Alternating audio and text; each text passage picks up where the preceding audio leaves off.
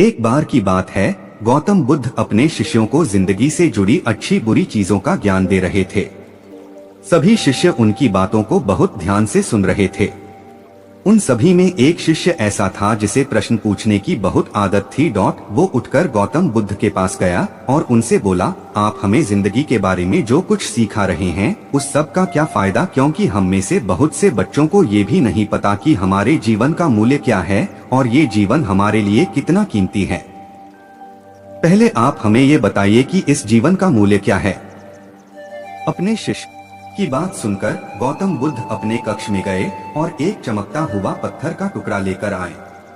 वो टुकड़ा उन्होंने अपने शिष्य को दिया और बोले, मैं तुम्हें इस जीवन का मूल्य तब बताऊंगा जब तुम इस पत्थर का सही मूल्य पता लगाकर आओगे।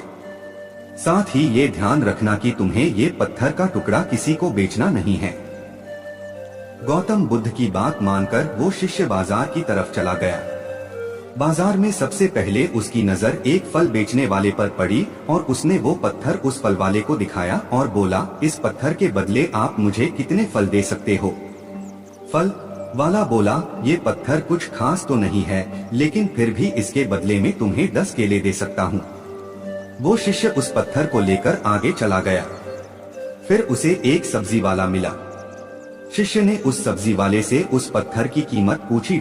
सब्जी वाले ने उस पत्थर को ध्यान से देखा और बोला, इस पत्थर की कीमत के बदले में तुम्हें ज्यादा से ज्यादा एक बोरी भरकर सब्जियां दे सकता हूँ।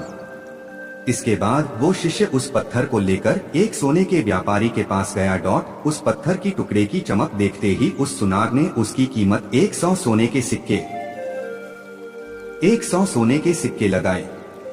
शिष्य ने वो टुकड़ा बेचने से मना किया तो वो सुनार उसके बदले 200 सोने के सिक्के देने को भी राजी हो गया। लेकिन शिष्य ने वो पत्थर नहीं बेचा।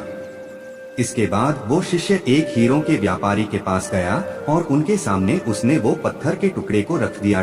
उस पत्थर को देखते ही हीरों के व्यापारी ने एक साफ कपड़ा बिछाया, उस पत्थर को उसके ऊपर रखा, फिर उसकी परिक्रमा की और हाथ जोड़कर उस पत्थर को कपड़े में लपेटते हुए वो बोला, तुम जिसे मामूली पत्थर समझकर उसकी कीमत पूछ रहे हो, असल में ये एक बेशकीमती रूबी है। ऐसा रूबी हर किसी को नहीं मिलता। मैं अगर अपना सब कुछ बेच भी दूं तो भी इसकी कीमत नहीं चुका सकता। उस व्यापारी की बातें सुनकर वो शिष्य हैरान हो गया। वो दौड़ा दौड़ा सीधा बुद्ध के पास आया और उन्हें उसने जो कुछ भी बाजार में हुआ वो सब बताया।